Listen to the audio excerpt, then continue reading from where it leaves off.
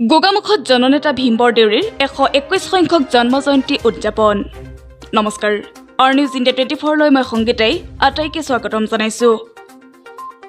দেউৰী জাতীয় পৰিষদ অসমৰ উদ্যোগত ধেমাজি জিলা সমিতি আৰু গোগামুখবাসী ৰাইজৰ সহযোগত গোগামুখৰ ৰাজহুৱা প্ৰেক্ষাগৃহত দেউৰী পূজাৰীসকলৰ দ্বাৰা মাংগলিক কাৰ্যৰে জননেতা ভীম বৰদেউৰীৰ 121 সংখ্যক জন্ম জয়ন্তী পালন কৰে। দেশ বিভাজনৰ সময়ত অসমক পূব পাকিস্তানৰ সৈতে চামিলকৰণ কৰিবলৈ লোৱা ষড়যন্ত্ৰক ভীম বৰদেউৰীয়ে ৰাজনৈতিক বিচক্ষণতাৰে প্ৰতিহত কৰি অসমক ভাৰতৰ অংগৰাজ্য কৰি ৰখাত যুগান্তকাৰী ভূমিকা গ্ৰহণ কৰিছিল।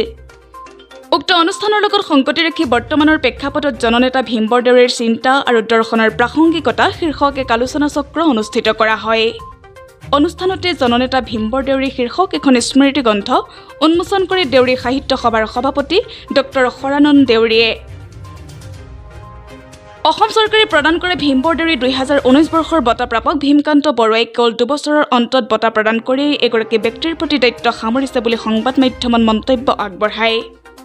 জননেতা ভীম বৰদেউৰীৰ চিন্তা আৰু আদৰ্শ প্ৰচাৰ প্ৰসাৰৰ বাবে অসম চৰকাৰক অধিক পদক্ষেপ গ্ৰহণ কৰিবলৈ দাবী জনাই দেউৰী জাতীয় পৰিষদে। ভীম বৰদেউৰী কেৱল দেউৰী জনগোষ্ঠীৰ নেতা নাই, তেখেতে সামগ্ৰিকভাৱে সমগ্ৰ উত্তৰ পূৰ্বাঞ্চলৰ লগতে উত্তৰ ভাৰতৰ নেতা আছিলে।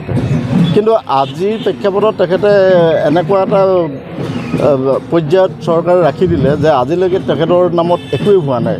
অসম চৰকাৰে যিজন ব্যক্তিৰ দ্বাৰা অসমখন আজি পূব পাকিস্তানৰ পৰা ৰক্ষা পৰি অসমখন ভাৰতৰ অংগৰাজ্য হ'ল, সেই ব্যক্তিজনক আজি যেন তাহানিৰ পৰাই সেই সময়ৰ যিটো বৰ্ণ হিন্দুত্ববাদী চিন্তা চৰ্চাৰ যিখিনি মেডিয়া, সেই মেডিয়াৰ সময়ত তেতিয়াৰ পৰা আজিলৈকে কেৱল বঞ্চনা আৰু প্ৰতাৰিত হৈ অহা আমি পৰিলক্ষিত হৈছে।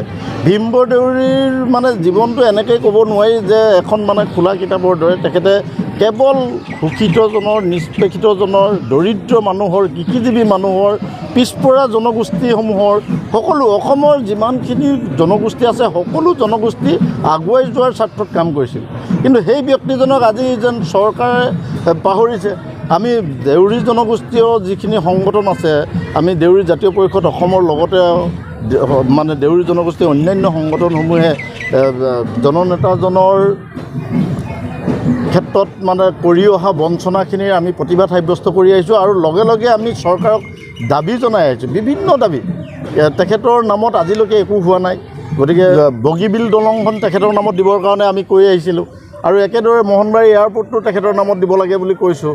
আৰু তেখেতৰ নামত এখন সমন্বয়ৰ যিহেতু তেখেত প্ৰতীক আছিল, অসমৰ জনগোষ্ঠীসমূহৰ, পিছপৰা জনগোষ্ঠীসমূহৰ সমন্বয়ৰ প্ৰতীক আছিল, সেইকাৰণে তেখেতৰ নামত সমগ্ৰ অসমৰ জনগোষ্ঠীসমূহৰ লগ হৈ সমন্বয় ক্ষেত্ৰ নিৰ্মাণ কৰিবৰ কাৰণে দাবী উত্থাপন কৰিলোঁ। কিন্তু 2020 চনত চৰকাৰে শদিয়াত মাটি এলটমেণ্ট কৰিলে, আজি পৰ্যন্ত কিন্তু একো কাম হোৱা নাই।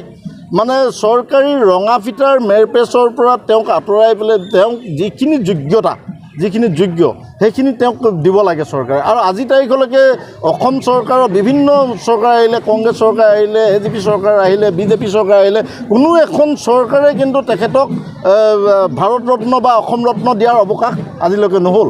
কাৰণ যিজন মানুহৰ কাৰণে আজি অসমখন ৰক্ষা পৰিলে, সেই মানুহজনকে আজি চৰকাৰখনে বঞ্চনা কৰি আহিছে, একো তেওঁৰ ক্ষেত্ৰত একো পদক্ষেপ গ্ৰহণ কৰা নাই। গতিকে আমি অনাগত সময়ত সমন্বয় ক্ষেত্ৰৰ কাৰণে যিহেতু মাটি সৰ্বানন্দ সোণোৱাল নেতৃত্বাধীন চৰকাৰখনে দিছিল, কিন্তু সেইখন আজি 4 বছৰে একো নোহোৱা হৈ আছে। আজি বাউণ্ডৰী খুঁটা এটাও হোৱা নাই। গতিকে আমি সেইখিনি শীঘ্ৰে চৰকাৰক কৰিবৰ কাৰণে দাবী উত্থাপন কৰিছোঁ আৰু একে সময়তে তেওঁক ভাৰত ৰত্ন দিবৰ কাৰণে অসম চৰকাৰৰ যোগেদি ভাৰত চৰকাৰলৈ প্ৰস্তাৱ প্ৰেৰণ কৰিবৰ কাৰণে আমি দাবী উত্থাপন কৰিছোঁ। অনুষ্ঠানত উপস্থিত থাকে অসমৰ বিভিন্ন প্ৰান্তৰ কেইবাগৰাকী বিশিষ্ট ব্যক্তি, গোগামুখ অঞ্চলৰ দেউৰী সমাজ, বিভিন্ন সংগঠনৰ নেতাকৰ্মী, শিক্ষাবিদ, সমাজসেৱকসকলৰ লগতে স্থানীয় ৰাইজ। গোগামুখৰ পৰা প্ৰমোদ টাইডৰ প্ৰতিবেদন, আৰ নিউজ ইণ্ডিয়া 24।